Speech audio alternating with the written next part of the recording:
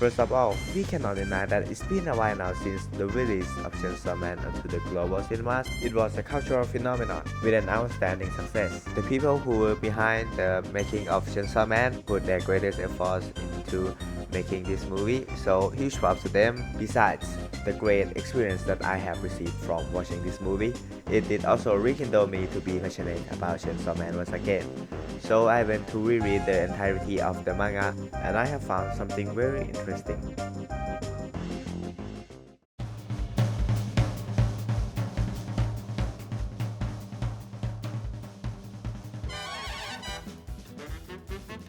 According to the username Felicia from Urban Dictionary, Omake is a Japanese word that translates into bonus or extra.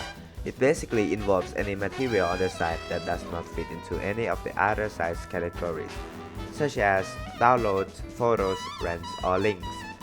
So, to conclude, in this sense, it's used to describe bonus pages or an extra mini chapter in a manga. After we know what an omake is, let's talk about which one I'm referring to. So, it is the one in the volume 7 during the International Assassin arc.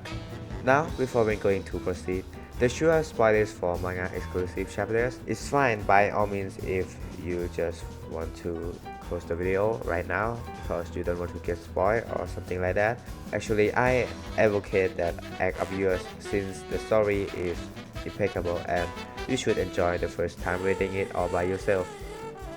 Without further ado, let's head straight into the story. To drive home about the beginning of this arc, the world governments have an eye on Denji due to the fact that he was fighting Reisei. It causes a mass destruction and many casualties, so the news had gone widespread, hence the reason why they want Denji to be their weapon. He is also a hybrid, which is very hard to find. After knowing that, the Devil Hunter organization had assigned personal securities to protect Denji from upcoming threats.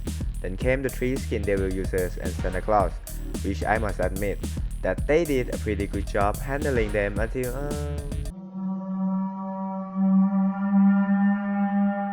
Quincy, the first devil hunter, had entered the fight and started to obliterate everyone.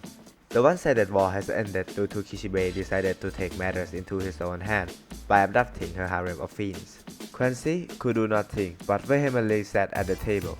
The two of them sat in complete silence while Power and Denji were holding the hostages. Kishibe seems to be the one that's frustrated. After minutes of nothing but complete silence, they started to talk. The part in which I'm emphasizing on today is Quincy telling her story about a past experience. Back then, she once had a crush on a female news reporter who was working on a certain morning news program. She was extremely fond of her.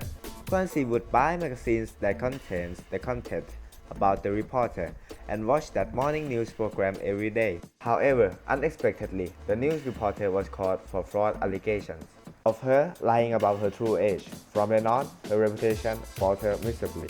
At that point, her reputation was inundated with her bad deeds. Despite the jarring commotion, she's still working there, except that Quincy is halted to watch the show ever since.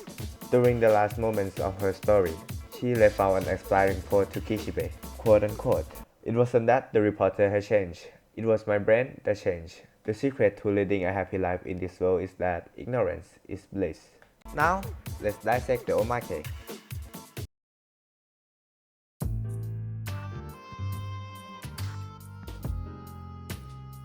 The omake is given to be placed around some time, not long after Power had accidentally collided a car with the elder brother skin devil user and shocked everyone. The omake commences with Power asking Kobeni that doesn't she have something to say to her. Kobeni adopted. Power starts to get mad and rebuking Kobeni for not thanking her. Kobeni doesn't know why she does even owe her an apology, hence asking Power for the reason. Power is angry based on her wings popping out of her face. In the next page, Power explained that she had helped Kobeni when she was attacked by a hitman. Obviously, Kobeni was confused. Oh my god, bro. Oh, hell no, man. What the fuck, man? Get your... After that, Aki stepped in and told Kobeni to turn a deaf ear to Power in coherent words. He further elaborated that Power is hallucinating. She thinks that she actually did help you, to the point where she just rewrote her own memories. Power, flabbergasted, inquired Aki about what he is saying right now. She is sure that things like that must have happened earlier. The last panel shows a resemblance of what's supposed to be another brother of the American thugs, aka the only skin devil users group in a demonic form. He threatens to attack everyone since he's a hitman. Kobeni screams for help like always. Suddenly, she is surprised to see a car coming and recognizes that it belongs to Power. Power then deliberately crashes a car into the devil kind of guy in order to defeat him. Ultimately, the Omake ends with Kobeni placing Power as the strongest devil hunter ever. The connection of the two adjacent chapters is the concept of what I would describe as the benefit of deliberate misperception. It was first used by Kwanzi while she was delivering her advice to Kishibe. It would be later when Power would actually utilize the idea by being delusional, in other words, being ignorant towards reality. Chainsaw Man is a manga that has a pivotal point pertaining to unconventional sentiments, all to some extent bizarre. Even the writer Mr. Fujimoto has done some questionable things during his adolescent years.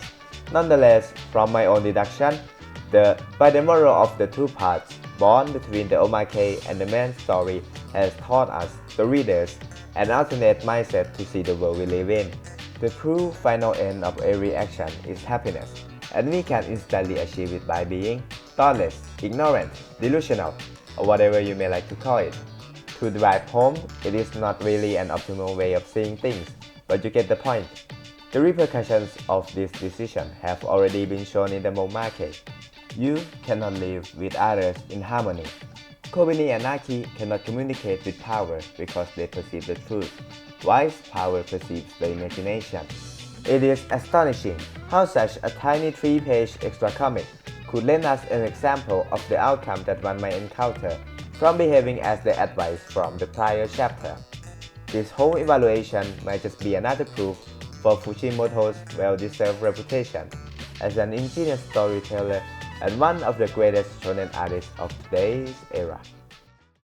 That's all I want to talk about in this video. I really appreciate it if you have watched until the very end. This is my first video.